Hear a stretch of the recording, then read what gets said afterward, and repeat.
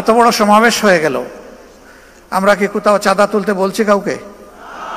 বলি নাই। আমরা নিজেরাও কারো কাছে চাঁদা চাইনি। এখন কেউ বিশ্লেষণ করে 100, কেউ 200 কোটি। আপনারা শুনবেন যে কেন্দ্রের কয় কোটি খরচ হয়েছে। অবশ্যই এরকম হিসাবে আপনাদের শোনার অধিকার আছে। এই পরিমাণটা আমার ধারণা ছিল যে 3.25 কোটিতে আটকায় ফেলতে পারবো, একটু এক্সিট করবে। এটা 3.5 কোটি পর্যন্ত পৌঁছবে, এর বেশি নয় আলহামদুলিল্লাহ। এখন যা যে বিশ্লেষণ করার করতে থাকুক, আমাদের আসে যায় না কিছুই। আমরা এই সমাবেশটা করেছি দুটি কারণে। একটি হচ্ছে 5 আগস্টের পর অনেক দল অনেক বড় বড় সমাবেশ করেছে, আমরা অস্থিরতা দেখাইনি। বাংলাদেশের জনগণের দেখার প্রয়োজন ছিল যে জামাতে ইসলামী আগামীর জন্য কতটা প্রস্তুত। এই প্রস্তুতির একটা ছোট্ট নমুনা হচ্ছে এই সমাবেশ। এই সমাবেশ করতে গিয়ে আমরা একেবারে জান কুরবান করে ফেলিনি। আমরা 2 মহানগরী আর উত্তর দক্ষিণ 2 ঢাকা অঞ্চল, এইটাকে একটু গুরুত্ব দিয়েছি। বাকি বলেছি আনফাল, আপনাদের কাজ নফল, যতটুকু আসতে পারেন। সবাই বলেছে একটা কৌটা দিলে ভালো হয়, দিলাম। আলহামদুলিল্লাহ, মুফস্সলের বেশিরভাগ এলাকা থেকে আমরা যা কৌটা দিয়েছি তার চেয়ে বেশি এসেছে। এরকম একটা সমাবেশ হলে 200 কোটি টাকা তো হিসাব করতে হবে। তার কারণ হলো খাওয়া দাওয়ার ব্যবস্থা করা, তার কারণ হলো আবার হাতে কিছু তুলে দেওয়া। কিন্তু না, এখানে যদি আমরা ওই সমাবেশে বসতাম, বলতাম যে বিভিন্ন জায়গায় বাক্স রাখা আছে, যে যা পারেন দিয়ে যান, আমার ধারণা বাক্সগুলা সংকুলান হতো না। কেন? প্রত্যেকটা মানুষ বিশ্বাস করে আমার হালাল রুজি থেকে যা দিব আল্লাহর দরবারে তা হবে আমার পক্ষ থেকে বিনিয়োগ। বিনিয়োগ করলেই তো আপনি লাভের আশা করবেন, মূলধনও টিকে থাকবে। এই জন্য তো আল্লাহ তাআলা বলেছেন উদাহরণ দিয়ে, যেন একটা শস্য বীজ তুমি রোপণ করলে, এটা থেকে একটা গাছ জন্ম নিল, তার থেকে 60টা ছড়া বের হলো, প্রত্যেকটা ছড়ায় 100টা করে দানা যুক্ত হলো। এরপরে এটা হলো কোরআনের ভাষা। হাদিসের ভাষা হলো আল্লাহ যার পর বেহিসাব খুশি হবেন তারে বেহিসাব দিবেন, কোনো হিসাব নাই। পড়ে গেলাম, উঠার চেষ্টা করলাম, আবার পড়ে গেলাম, আবার উঠার চেষ্টা করলাম, কিন্তু এই লোকেরা আমাকে জুড়ে ধরে ছাপাইয়ে বসাইয়ে দিল। সবাই বলতেছেন আপনি আর কথা বলতে পারবেন না। আমি বলতেছি যে কথা কিছু তো বলতে হবে, যেহেতু এখনো দম আসা যাওয়া করতেছে। যত সময় দম থাকবে কথা বন্ধ হবে কেন? সম্মানিত ভাইয়েরা এবং আমার বোনেরা, আমি শুনেছি অনেকে কান্নাকাটি করেছে। কেন কানলেন? যদি জান চলেই যায় বলবেন আলহামদুলিল্লাহ, এটাই মুমিনের দায়িত্ব। এখন গেলাম হসপিটালে, এমন ভাব দেখায় সহকর্মী ডাক্তাররা, এখানেও কেউ কেউ আছে, যে আমার মরতেই দিবে না। আরে ভাই, আমি কি এখানে থাকতে আসছি না? আমি যাবো আবার আসল ঠিকানা জান্নাতের বাড়িতে, এই পোষা জায়গায় আমার রাখবেন কেন বেঁধে আপনারা? এই মলিনতা পরিষ্কার করতে একজন ঝাড়ুদার হিসাবে আল্লাহর যতদিন প্রয়োজন, আল্লাহ তার বান্দাদেরকে বান্দীদেরকে যেন ততদিনই হায়াত দেন, এর বেশি দরকার নাই। সমাজের আবর্জনা পরিষ্কার করার জন্য, আল্লাহর দ্বীনকে কায়েম করার জন্য। এরপরের কথা হলো, দুনিয়া কোনো মানুষ কি প্রিয় সংগঠন বা দ্বীনের জন্য বাধ্যতামূলক? অবশ্যই না, কিন্তু আমাদের জন্য বাধ্যতামূলক আল্লাহর দ্বীন এবং সংগঠন। একজন মরবে, আরেকজন আসবে। আমাদের মায়েদের গর্ভে মুজাহিদ, মুমিনা, মহসিনা, মুমিন, মহসিন জন্ম নিবে। এরা পরবর্তীর পতাকা হাতেও ধরবে, প্রয়োজনে দাঁত দিয়ে কামড় দিয়ে ধরবে। আসা যাওয়ার এই পালাও চলতে থাকবে, আর দিনের একামত ইনশাল্লাহ হবে। আগামীর বাংলাদেশ আমরা চাই না আর মজলুম বাংলাদেশ হোক। এই জুলুম থেকে তারাই বাংলাদেশকে বাঁচাতে পারবে যারা শুধু আল্লাহর জন্য জীবন বাজি রেখে লড়াই করতে পারবে। দুনিয়ার কোনো ধান্দা থাকবে না যে এর মাধ্যমে আমার সামাজিক স্বীকৃতি আসবে, ব্যবসা বাণিজ্য যেখানে হাত দিব আমি দেখব যে সেখানে শুধু আলী বাবার প্রদীপ জ্বলে উঠছে। এই ধরনের নোংরা কলুষিত চিন্তা যেন আমাদের কারো মাথায় না ঢোকে। সংগঠনের নাম বিক্রি করে অথবা আমার বাবা আমির ছিলেন, দাদা অমুক ছিলেন, শ্বশুর অমুক ছিলেন, ভাই অমুক ছিলেন, এই নামগুলা বিক্রি করেও কেউ দুনিয়া বানাবার চেষ্টা করবেন না। যদি কেউ চেষ্টা করেন, আমার ক্ষুদ্র জীবন থেকে বলছি, আপনি নিশ্চিত ধরা খাবেন এবং অপদস্থ হবেন। আপনার ক্যাপাসিটি থাকে হালালভাবে আপনি নিজস্ব পরিচয় আগান, তবে আল্লাহকে ভয় করে আগাবেন। বেপরোয়া হবেন না, স্পিড লিমিটের ভিতরে থাকবেন, স্পিড কন্ট্রোল মানবেন, স্পিড ব্রেকার দেখে চলবেন, না হলে নিজেও মরবেন, সংগঠনকে আপনি মারবেন। এ বিষয়গুলো খেয়াল রেখে যদি চলতে পারি, আল্লাহর সাহায্যে অবধারিত আমরা পাবো ইনশাআল্লাহ।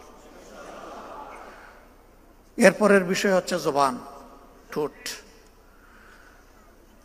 এটা ঠিক যে অন্যের নেগেটিভ সমালোচনা করলে কথার ঝাল বাড়ে, কিন্তু নেগেটিভ সমালোচনাতে কল্যাণ কম, নীতিগত সমালোচনা হবে, কাউকে ড্যামেজ করার জন্য নয়, সংশোধন করার আশা। আমি চাই আমিও ভালো থাকব, আমি চাই আমার সমাজও ভালো হোক। যদি এটি আমার উদ্দেশ্য থাকে, তাহলে স্বয়ং যারা দিনে রাত আমাদের বিরোধিতা করে তাদেরও কল্যাণ আমাদের কামনা করতে হবে, আল্লাহর কাছে দোয়া করতে হবে, এবং প্রত্যেকটি বক্তব্য হবে দাইল আল্লাহর ভাষায়।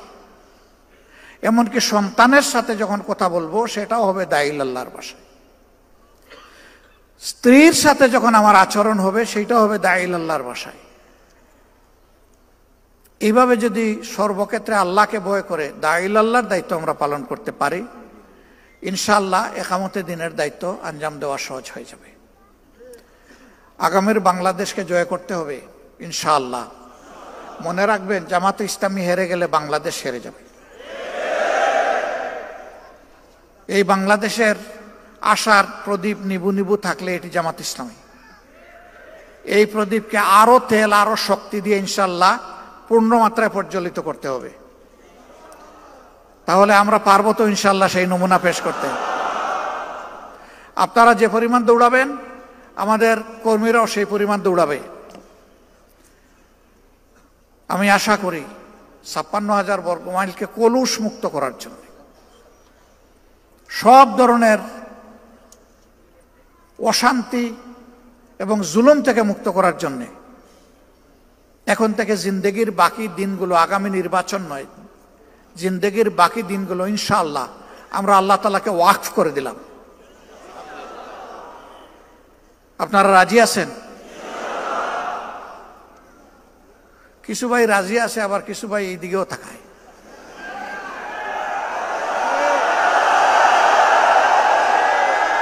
মিডিয়া হচ্ছে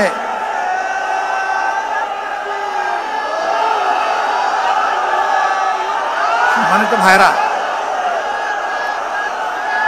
ওইটাই আল্লাহকে বলেছে, ইন্না সলাতি ওয়া নুসুকি ওয়া মাহইয়ায়া ওয়া মামাতি লিল্লাহি রাব্বিল আলামিন।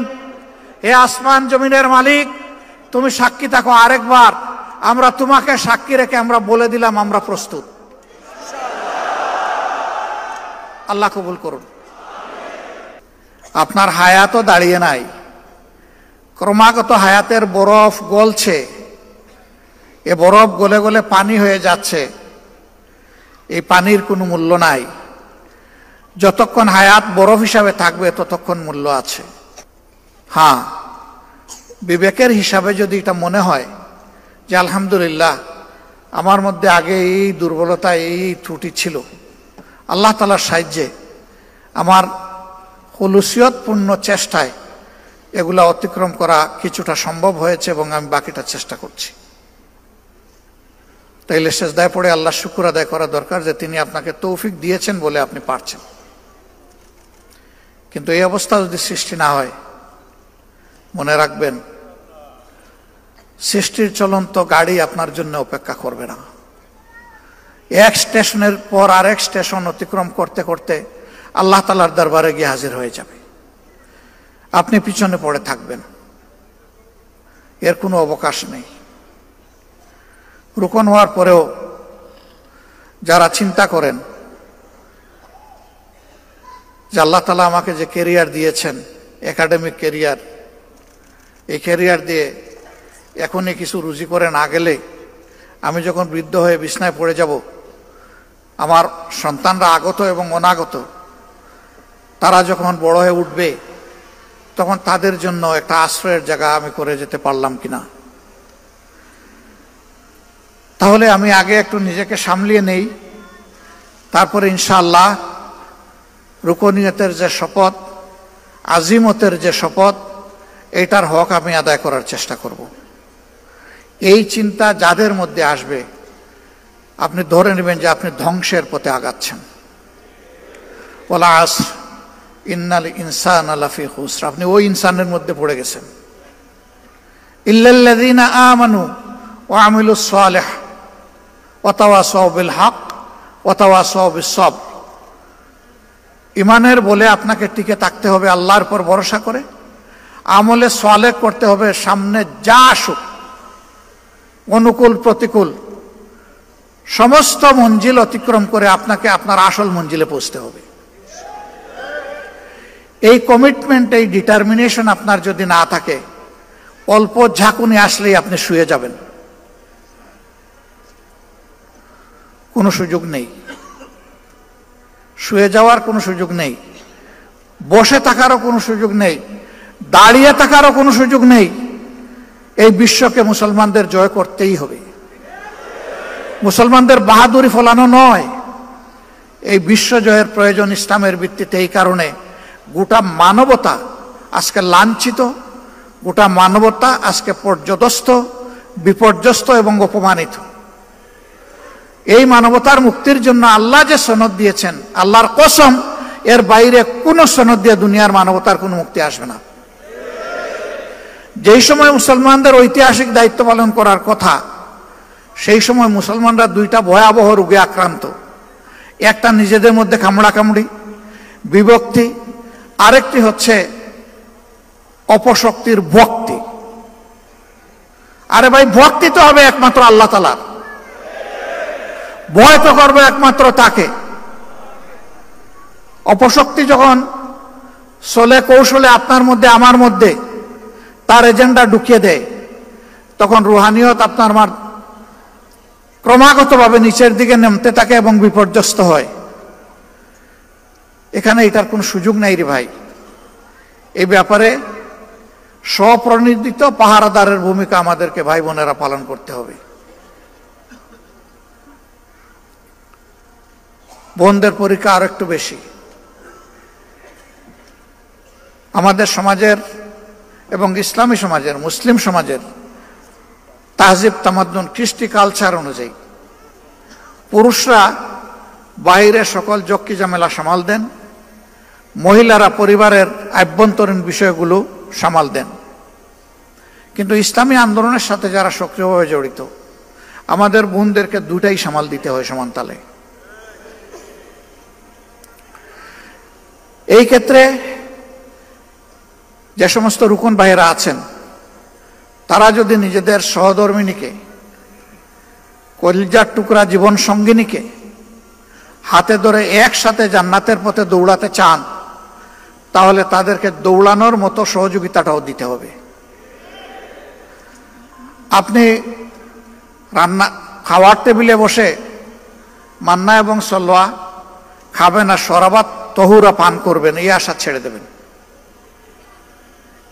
আল্লাহ তাআলা খাওয়ার টেবিলে বসে যা আপনার কিসমতে সাদামাটা রেখেছেন, এইটা খেয়ে আল্লাহ তাআলার শুকরিয়া আদায় করবেন। খুদ ধরতে যাবেন না, লবণ বেশি হয়েছে নাকি তেলের বেশি জাল হয়ে গেছে, এই খুদ ধরতে যাবেন না। আপনার এই আস্থা থাকা উচিত। আপনার জীবন সঙ্গিনী তার পূর্ণ আন্তরিকতা দিয়েই আপনার জন্য চেষ্টা করেছে আপনি যে মান্না সালোয়া চান ওইটা আপনার সামনে দেওয়ার। এরপরে মানুষ হিসাবে তার যদি কোনো ঘাটতি হয়ে যায়, অপরের ঘরে তো গিয়ে বলবেনও না, নিজের ঘরে কখনো বলবেন না যে লবণ আর একটু বাড়াইয়া দিও। এটা না বলে বলবেন যে আমি তো লবণ একটু বেশি খাই, আমাকে একটু লবণদানিটা আগাইয়া দাও। তাহলে বুদ্ধিমান সঙ্গিনী বুঝে ফেলবেন যে এখানে একটু শর্ট আছে, আগামীতে আমার একটু জিহ্বা দিয়ে আগে টেস্ট করে নিতে হবে পরিবেশন করার আগে। কিন্তু আপনি যদি বলেন যে এত কষ্ট করে বাজার করে এনে দিলাম, কি এইগুলা পাকাইছো, পাংশা পাংশা, জিহ্বায় কিছুই লাগে না, কি করছো এইগুলা, দিলেন তো দিলেন একেবারে কলিজার উপরে একটা মুগরের বাড়ি দিলেন। এটা করবেন না। এটা করলে তার যে পটেনশিয়াল এটা নষ্ট হয়ে যাবে। এরপরে সন্তান তো দুইজনেরই। আমার বোনটা কষ্ট করে গর্ভে ধারণ করলো, বুকের দুধ খাওয়ালো, লালন পোষণ করলো, এখন প্রোগ্রামে যাওয়ার সময় দিলেন তার সঙ্গে করে 2 বছর 2.5 বছরের বাচ্চারে, 1.5 বছরের বাচ্চারে। তো ওখানে গিয়ে মা বাচ্চা সামলাবে নাকি সে কর্মসূচিতে অংশগ্রহণ করবে? এই দিন আপনি হবেন মা আর উনি হবেন বাপ। এই অনুভূতি নিয়ে বাচ্চাকে আপনি সামলাবেন, ঘরে থেকে হোক অথবা ওখানে সঙ্গ দিয়ে হোক, দায়িত্ব আপনাকে নিতে হবে। আমি ছোট্ট 2-1টা উদাহরণ দিলাম। আর টাকা পয়সার ব্যাপারে ইনশাল্লাহ আপনাদের কিছু করতে হবে না, আলাদা, আমরা তার সাক্ষী। গত 15.5 বছর যেটা গেল আমাদের উপরে স্টিম রোলার, আলহামদুলিল্লাহ এখানে আপনারা সব হেরে গেছেন, কেউ জিতেন নাই, কিন্তু আমার সবগুলা মা বোন জিতে গেছে আলহামদুলিল্লাহ। দেখি হাতের গড়ি কে কে দিয়েছেন, একটু হাত তুলেন তো দেখি। টাকা দিয়েছেন, গড়ি কে দিয়েছেন, হাত তুলেন। নো। গাড়ি কে দিয়েছেন, হাত তুলেন। নাই। আচ্ছা, একজন পাওয়া গেছে। গাড়ি কিভাবে দিছে আমার নলেজে না, এটা আমাকে বলতে হবে গোপনে। তাও একজন পাওয়া গেছে, আল্লাহ ইজ্জত পাচাইছে আমাদের। এখানে আমার ধারণা 1,500 থেকে 2,000 ভাই আমার সামনে আছেন। আমরা পারলাম না ইয়েস বলতে, একজন ছাড়া, এটা জানতে হবে। কিন্তু আমার বিশ্বাস এখানে যে মায়েরা আছেন, বোনেরা আছেন, যদি জিজ্ঞেস করেন যে এই বিপদের সময় কানের দুল, নাকের ফুল, হাতের বালা, গলার মালা কে কে খুলে দিয়েছেন, একজনও বাদ যাবে না বলে আমি বিশ্বাস করি। এই জন্য এই ব্যাপারে আমার বলার কিছু নাই, দরকার নেই। তারা খানদানি ঐতিহ্য ধরে রেখেছেন। উম্মাহাতুল মুসলিমিন এবং যারা সাহাবিয়া রাদিয়াল্লাহু তাআলা আনহুমা ছিলেন, তারা যে কাজ করেছেন আজকে আমাদের মা বোনেরা ঠিক একই কাজ করছেন। আল্লাহু আকবার।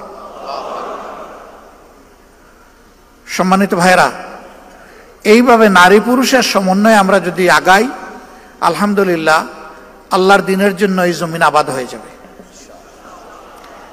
এবং সেই লুকিয়ে থাকা সূর্যের হালকা রোশনি দেখা যাচ্ছে, এটা ইনশাআল্লাহ পূর্ব আকাশে মাথা তুলে দুনিয়া শপথ করে দুনিয়াকে মুক্তি দিবে ইনশাআল্লাহ। কিন্তু তার জন্য বিপুল কুরবানি লাগবে। 30-35টা আসনে ইলেকশন করার সময় আমরা যে পরিশ্রম করেছি, যে আর্থিক কুরবানি দিয়েছি, যে পেরেশানি করেছি, এখন যদি তার 10 গুণ আসনে আমাদেরকে নির্বাচন করতে হয়, তাহলে ওই জিনিসগুলো 10 গুণ বাড়াতে হবে ইনশাআল্লাহ। পারবেন? অর্ধেক ইনশাআল্লাহ না, পুরা ইনশাআল্লাহ? পারবেন কেন, পারতে হবে ইনশাআল্লাহ। এবার যাদের ব্যাংক ব্যালেন্স আছে ওখানে হাত দিতে হবে। এটা আপনার না, এটা আল্লাহ তাআলার। ওখান থেকে আগে কত বিনিয়োগ করবেন তাড়াতাড়ি সিদ্ধান্ত নেন। তবে আমার অভিজ্ঞতা হচ্ছে আমাদের গরিব ভাইয়েরাই ধনী। সচ্ছলরা আমার কথায় রাগ করবেন না, নিজেকে মিলিয়ে নেবেন। মাসে যিনি 5,000 টাকা, 10,000 টাকা, 15,000 টাকা বেতন পান, তারা কঠিন দিনগুলোতে 5, 10, 15,000-এর পুরোটাই দিয়ে দিয়েছে। কিন্তু আমাদের সচ্ছল ভাইয়েরা চিন্তা করেছেন, আমার তো এক মাসে 1 কোটি টাকা, আচ্ছা কত দিলে সবার চাইতে বেশি হবে? আপনি সবার সাথে কম্পিটিশন করতে গেলেন কেন? আল্লাহ আপনাকে যে নিয়ামত দিয়েছেন আপনি আপনার সাথে কম্পিটিশন করেন, তাইলে তো আপনি নিজের উপরে ইনসাফ করতে পারবেন। বড় বড় ব্যবসায়ীরা আমাদের কাছে টাকার বস্তা নিয়ে এসেছে 5 তারিখের পরে, যারা এতদিন কেউ আমাদের নাম সহ্য করতে পারতো না, কেউ ওপেন প্লেসে গালিগালাজ করেছে, কেউ স্বৈরাচারকে সরাসরি সহযোগিতা করেছে, তারাও কেউ কেউ এসেছে, বিভিন্ন কায়দায় এসেছে। কিন্তু আমরা ওই দিকে ফিরে তাকাইনি ভাই। আমরা ওই দিকে তাকালে আমাদের রুহানিয়াত ধ্বংস হয়ে যেত। আঠালের মতো লেগেছিল কেউ কেউ, 1 কাপ চা খাওয়ার দাওয়াত,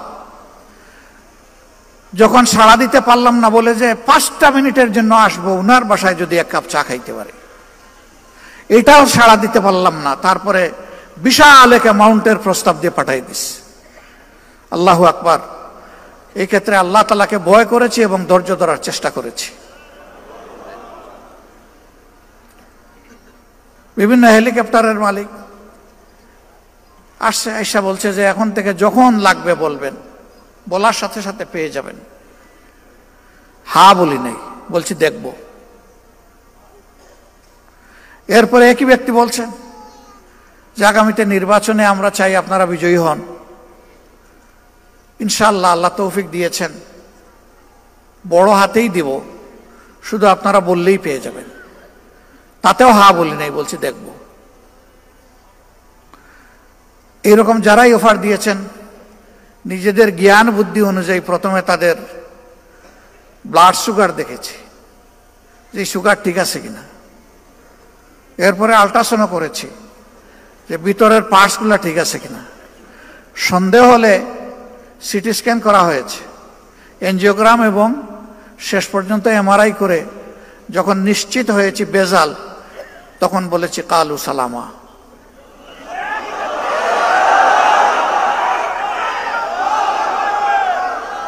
আমরা বিশ্বাস করি ঈমানদারদের, যারা ঈমানদার তাদের আন্তরিক দোয়া ইনশাআল্লাহ আমাদের সকল ঘাটতি পূরণ করে দেবে ইনশাআল্লাহ। স্বচক্ষে এগুলা দেখা যাচ্ছে। তো এখন 1 সপ্তাহে যা খরচ হয়, এক সময় সংগঠন 2 মাসেও তা খরচ করতো না। অতীতের নির্বাচনের সময় আমাদের ঋণ হয়েছে, নির্বাচন চলে যাওয়ার সময় সেই ঋণ আমরা কষ্ট করে পরিশোধ করেছি। আলহামদুলিল্লাহ, এই যে মুমিনদের অন্তর আল্লাহ তাআলা নরম, তরল, কোমল, মানবিক, দরদি, মায়াবী করে দিয়েছেন, এখন কোনো ক্ষেত্রে আমাদের কোনো ঋণ নাই।